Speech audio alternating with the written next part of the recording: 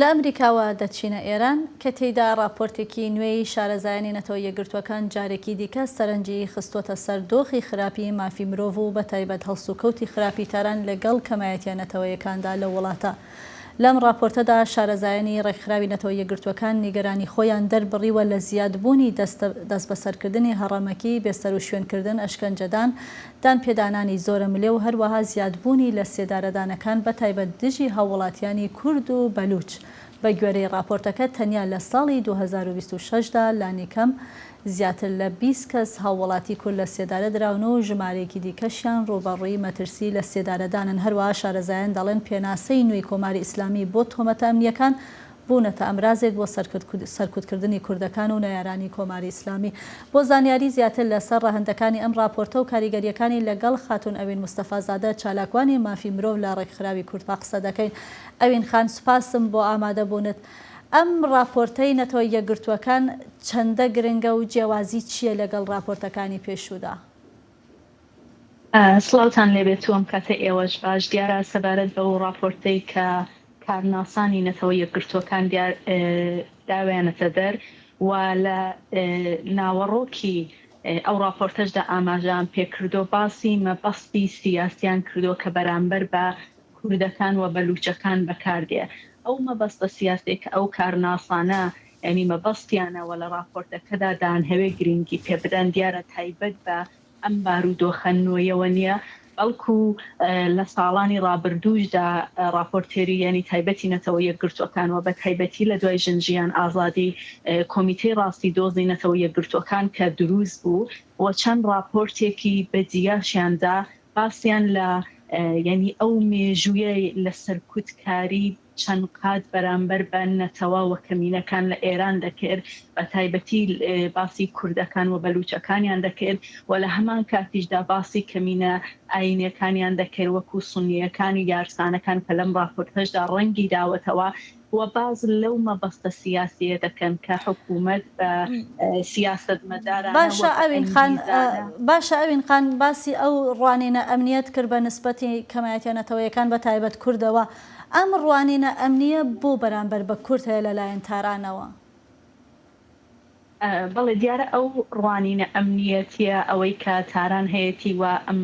سیستمە ئیدیۆلۆژیەکە کۆماری ئیسلامی لەسەر پێناوەستە کراوە کە ئیدیۆلۆژیەکەی چبی و تێیدا چۆن پسنەسەرەوە و چۆن بەڕێوە بردرێ ئێمە دەبینین کە هەموو ئەو تایبەتمەندی و ئەو پێناس و شۆناسەی کە کورد و نەتەوەکانی دیکە هەیانە لە کورد بوون لە ئەوەی کە مەزهەبێکی دیکان هەیە و لە هەمان کاتدا لەو خەبات و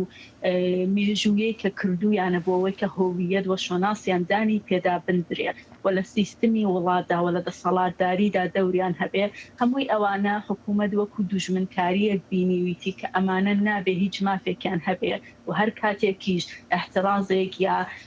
خواستێک و خەباتێک دەست پێ دەکا ئێمە دەبینین بە توندترین شێوە و بەبێ ڕەحمانەترین شێوە و لە هەموو ئەو شۆناس و تایبەتمەندیانە کەڵک وەردەگرێ بۆ ئەوەی کە هەم تۆ یعنی ئینکار بکە بەوەی کە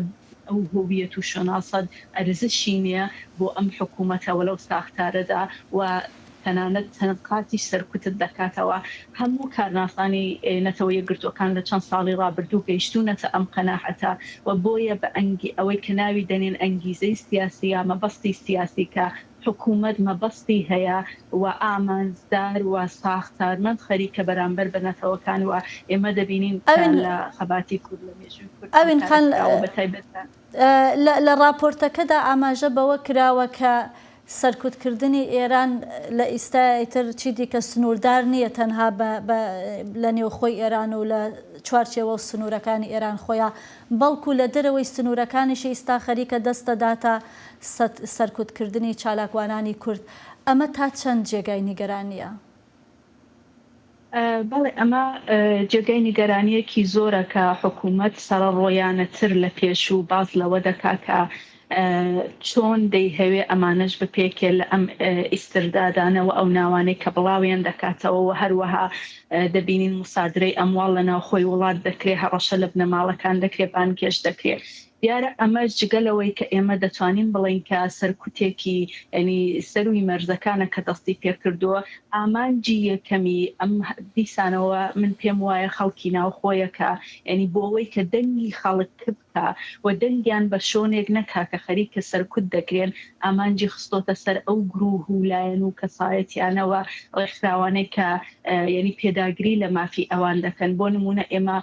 دوایین ئیعدامی کورد ئومید بەهزاد دەبینین کە تەنها بەهۆی ئەوەی کە ئەندامێک بۆ لە یەکێک لە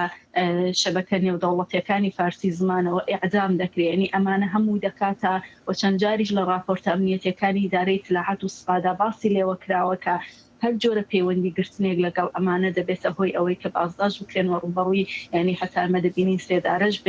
بدرێتەوە ئەو سیاست و ساختارانێ هەمیشە دەبینین کە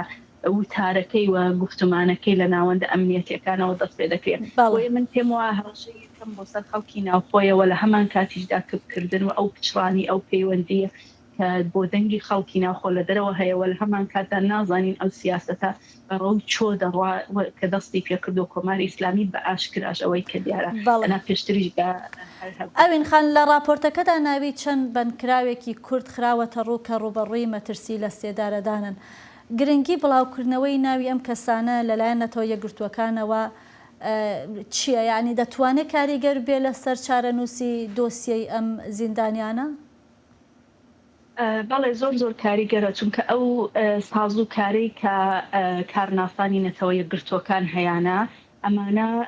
کاتێک کە راپۆرتێک بڵاو دەکەنەوە راپۆرتەکە دەنێرن بۆ ناوەندە پەیوەندیدارەکان لە حکوومەتی ئێراندا و دەیان هەوێت کە وەڵام دەربن کە ئایا شەفافیت بکەن کە بۆچی ئەمانان ڕاگرتەوە بۆچی ئەم حکوماناندا بەسەرداتە سەفاندۆ بە تایبەتی ئەوەی کە کۆماری ئیسلامی خۆی لە ناتەوەی یەکگرتووەکان و لە سازمانی ملل بۆ ئەم پرسانەدا ئەندامەوە لەوێ هەیە بۆیە کاتێک کە وەڵامدەریش نەبن حتا وەڵامدەر نەبن ئەو کاتیش هەر بە زەرەریان چاوە دەبێەوە بۆیە ناوهێنانی ئەم کەسانە زۆر گرنگە ئەوەی کە زۆر گرنگیشە ئەم راپۆرتانەی کە بڵاو دەبنەوە ینی دەتوانین بڵین زۆر جاری چەند مانگی پێشووترە بارودۆخی چەند مانگی پێشووتر بەڵام کارنەزەکان بەردەوام پێویستیان بەوە هەیە ناوی